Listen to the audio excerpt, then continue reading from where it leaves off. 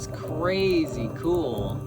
This is a Mamba sling, and this is rated for 49 kilonewtons. And you are not supposed to tie a knot in this and tempt me with a good time, as we're going to be testing all these Mamba slings today in 5 different configurations with 3 samples each in order to not have backyard science, because it is raining in my backyard. We're going to be doing a lab here today. We're also going to be testing a whole bunch of dyneema and nylon slings as well. Tell me you're a big waller without telling me you're a big waller. Right now I have 1,395 kilonewtons on me, because I think that's how kilonewtons work. Now a little bit about these slings is this is a Mamba sling from Texora, as opposed to their compact sling, which is less compact but more colorful.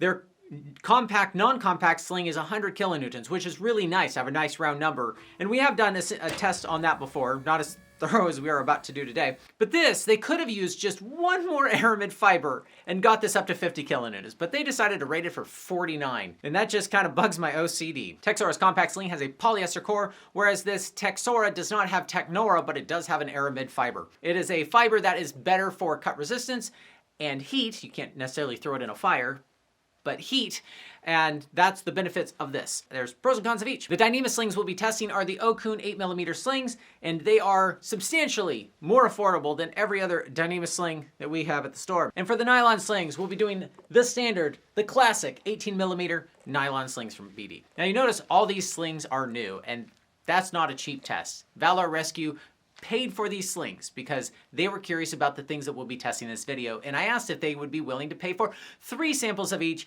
because I wanted this information to be helpful for you guys. If you have questions that you want us to answer and you'd like to help cover the cost of them, and we can shout you out a video, please let me know at contact@hownottto.com. So we're going to start with 3 samples of a straight pull in all 3 of these slings to set a baseline on how they're going to be when you use them the way you're supposed to. 63. So these are the aramid fibers inside, and that looks very interesting. It broke the sheath like that, and what's funny to me is it all looks like it's held together with duct tape. Oh, the tag! Yes! Yes. Look at it, it's still going. It's kind of wrinkly now that it recoiled so badly. That shot across the room, and we got more than 22 kilonewtons, so yay.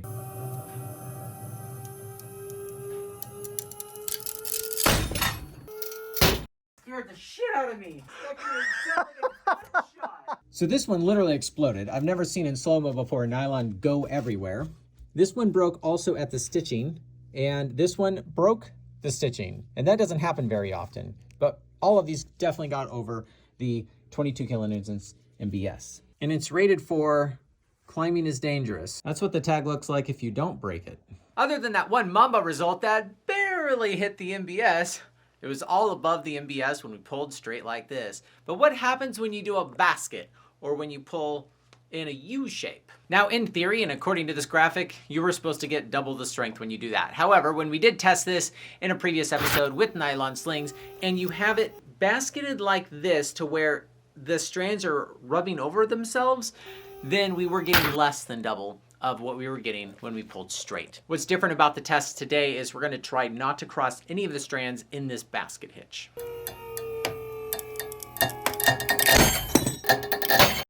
What's 27,000 pounds in English? Oh my. Is that what the slamming sound was?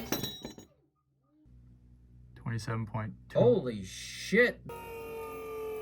Oh no, that's not what broke. That's what broke. No wonder this looked like it was in good shape. I've had these soft shackles for the last 2 years since I got this machine, and I have abused the crap out of them. Always wondered what the limit of them was, and now they're going to hang right there on the span, so you'll be able to see that in future videos. We're gonna use a bigger soft shackle now. So it's interesting that these have bulges coming out where it was, we think, touching the shackle, and then where this overlap is, or where the stitching was, is where it finally broke. And it happened again on this sling, and this one it did not. There's no bulges anywhere on this, except we have a whole bunch of leftover sheath material. It's actually crazy that in this test we got more than double. When the strands aren't crossing over each other, I think it really helps. And that is crazy that if you use your gear up to 100 kilonewtons, it makes it stronger.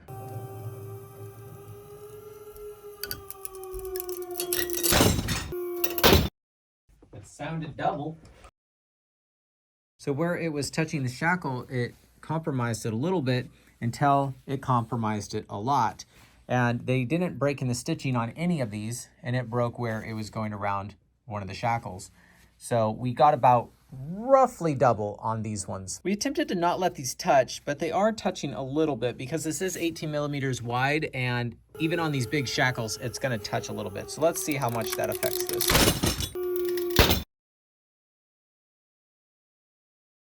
Dang, I'm just wondering how I have a new hole from a nylon sling in that foam. So you can see that the stitching broke on this sample, which means that it wasn't where it was rubbing. This was where it was rubbing. That wasn't good for it. But, you know, full strength is what this one got. This ironically broke in two spots. One had a really clean cut right there, and the other one had this diagonal tear. And this one had a clean cut as well, probably where it was touching a shackle.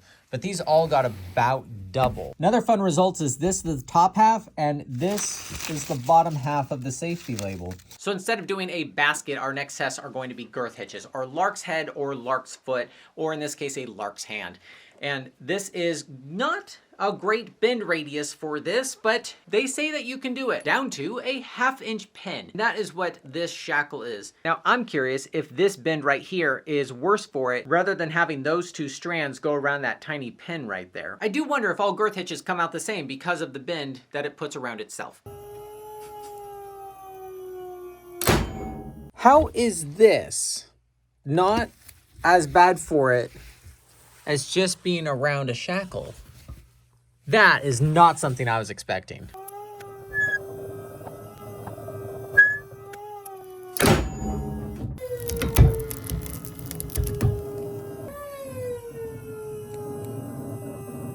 If it didn't break here, or did it start breaking there? I don't know if that's why it broke lower than the 49 it's supposed to.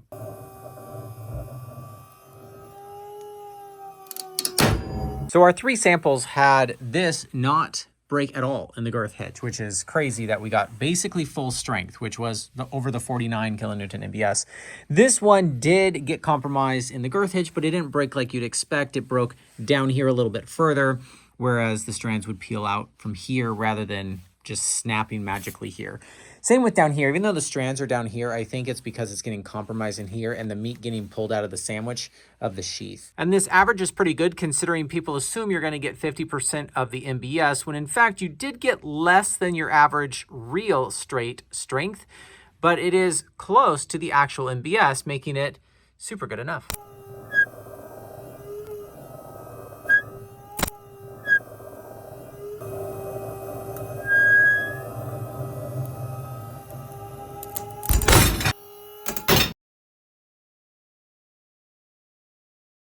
So all three of these slings broke in the girth hitch, and this one is still rated technically. Average of 20 is pretty good considering that it's only rated for 22 and you're supposed to be losing half of this, but you did lose 8 technically. Being that this nylon is 18 millimeters wide, you do have to just stack it on that shackle pin right there, but you still have the bridge going across this, having nylon on nylon, so we'll see how that goes.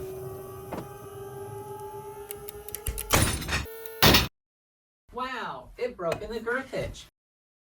That's a knife hitch. I don't think you're gonna get this one off. Still bomber. So all three samples broke in the girth hitch, and when this one went around the red shackle, you can see that it took some of the paint off with it. I always thought nylon performed better when you tied knots and hitches in it, but in this case, the dyneema performed better, but that could have just been the way we orientated our girth hitch. What do you guys think? These break tests are getting loud. I am surprised that the girth hitches are breaking so close to the MBS. Not above MBS, but super close enough. Ironically, the nylon performed the worst percentage-wise, but that's probably because it's rubbing on itself. Now, the next test we want to do is to get a little naughty. If you had 2 anchor points and you wanted to tie a BFK or a big fat knot, in this case we're just going to do an overhand, then this isolates one leg versus the other leg, and you more or less have a redundant anchor. We do this all the time in climbing, highlining, but you're not supposed to tie knots in this sling. And so what happens if you do?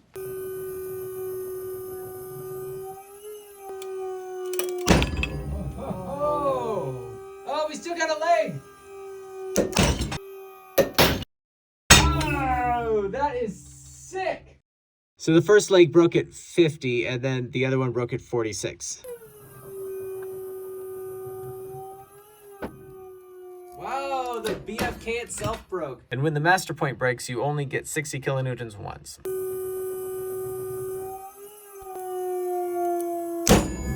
So the first break was at 65 and the next one was at 29. So it broke in the master point, but this time it didn't break at the exact same time like the last one. So the first one did not break here below the BFK, but it did break here in the knot, and then the meat fell out of the sandwich, and same here, but 1, 2. This broke at the exact same time over here at below the BFK, but it broke in 2 different spots, and usually it breaks in the knot. And this time, this one didn't, except up here I think it did. And then these broke at 2 different times inside that knot below the BFK. That's a lot of variety in results. Now, I'm not saying that you can or should tie knots in a sling that they say you can or should not, but we got over MBS, all of them over MBS.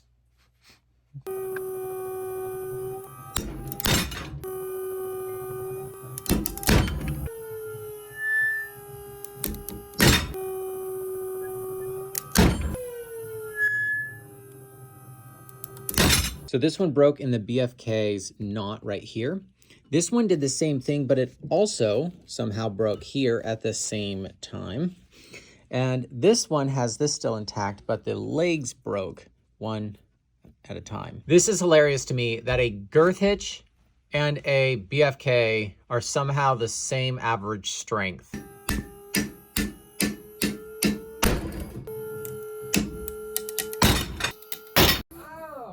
That sounded awful. Sounds like you're banging in a piton. Oh my gosh. Oh, shit. Completely detached. Super redundant. Yay? So this part of the BFK did not break.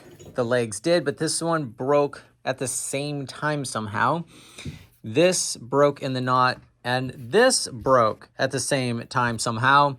And these legs are fine, and this BFK broke in the knot. Now in the nylon, we did get a better average result than the girth hitch, and it is over MBS. Now make sure you follow this math. If you double the sling and then reduce it with a knot by half, you have approximately the MBS, and that's what we were getting in the BFKs.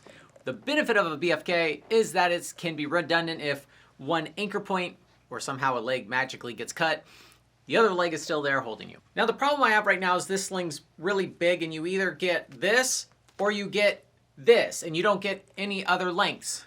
Until now, if you create an X in it and you take this part and you go through it, you can tie it again. No, it's super easy. If you add an X in it and then you girth hitch it, you can make it adjustable by adding a cross in there, and then you would be basketing itself. And so you would go through here, you create that basket, and you have now a basket around part of that X you created. What's cool about this is you can extend it out and adjust the length of it. But what I'm curious about is how strong it is. I'm also curious about what this is called, because this is technically a hitch called a Belgian knot. Or in French, or in highlining, we called it the adjustable sling. Now the benefit isn't just pulling it straight and adjusting the length. The benefit is you could do a basket and adjust one of the legs, because sometimes you just want that clip-in point or that master point to be exactly in the right spot. But is it safe? Since technically that is a knot hitch, and you're not supposed to knot hitch the Mambas. Here's a POV on how to tie that in case this actually does well and you want to use it. This bottom strand right here, you're going to go over and through there, and that creates that basket right there. And it's very easy to adjust by just opening it up, and the legs will self-equalize. Or they won't. We will find out. I can't believe it worked. That is a really good result if it was a dyneema sling. Wow, it broke in the hitch. I actually did these tests in another video where we pulled it on with the dyneema sling, spoiler alert, and it's slipping, but that's a dyneema issue. And I was kind of expecting this to slip, and it didn't, which is exciting that it held, but it's not that it was half the strength. Let's test the next one.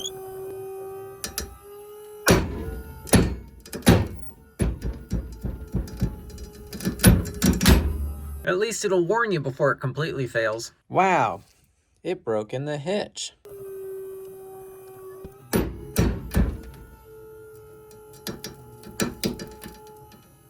And it held 15 for a while. Okay, that is real hot. And it held 15 for a few jumps before it failed completely. I don't know who's getting 28 kilonewtons on anything, but you get half as much strength if you make it half as long, apparently. But what would happen if you put it in a basket? That's what we're wondering. This is twice as strong, and this is making it half as strong, making it 49? I don't know, and we don't have enough Mamba slings for that. We're gonna jump over to the dyneema ones to see if they're too slippery to hold the hitch. It's slipping at 6. Wow. That's crazy cool. Okay, so we got up to 7, but it started to slip at 6. Wow, that one actually broke. And it started slipping a lot higher. I wonder if it broke because it shredded the crap out of it before it could even... Wow, that's really hot. That's probably why. So there's like a big glob that goes like goop, goop, goop, goop, goop, and then it breaks right there. So it was tearing it. Yeah, it was tearing yeah. it. Yeah.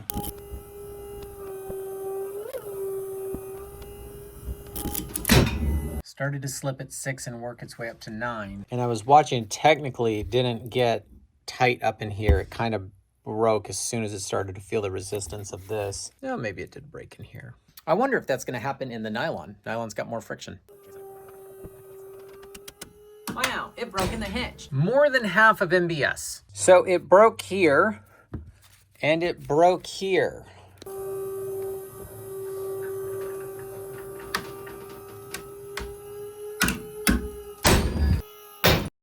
This is really dangerous for the safety label. All 3 of these nylon slings did not slip, and they broke in the hitch.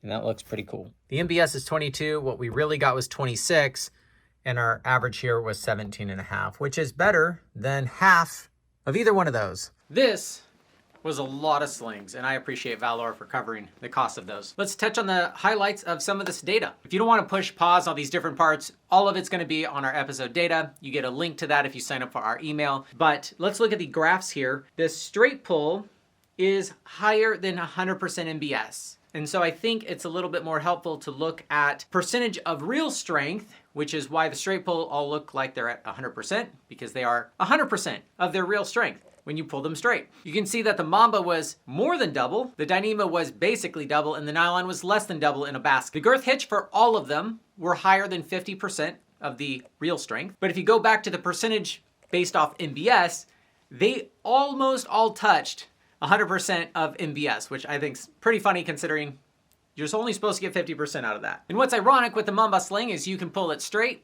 you can pull it in a basket, you can even Girth Hitch it, but you can't do a BFK technically with it, which is higher than the Girth Hitch technically. Based on the percentage of real strength, the BFK anchors basically got 100%, except when they didn't. Dyneema, I guess, just doesn't like knots. So I'm really stoked and really bummed about the adjustable sling hitch because it held. I'm really stoked it held, but it definitely only gave us about 50% or less of the actual strength of the sling. If you don't need all the strength, maybe it's okay. I use it sometimes for some things because now I know how it works. That's the point of getting all this information. So you can actually use the gear knowing how it really works. Now this was a lot of samples, but it also wasn't. So don't necessarily trust your life based on 3 samples of one thing you're doing with that one sling that if you basket it where it's overlapping itself, you all of a sudden get 75% instead of whatever we got doing it as carefully as we could. And to be fair to the Mamba slings, they're not held together with duct tape. It's the sheath. I need a Mamba sling. This aramid fiber goes round and around and around and around, and then they stop. They're just holding it in place while they do the stitching to hold. But I think it's funny that they have duct tape on there. Let me know in the comments below if you think this much data is not boring based on how we edited and presented it. We're trying to do more science, more better, but not make these things boring. If you found this video interesting, you might find our figure 8 video interesting as well, as we broke a whole bunch of samples in that one. That is weird. It de-sheathed around the carabiner.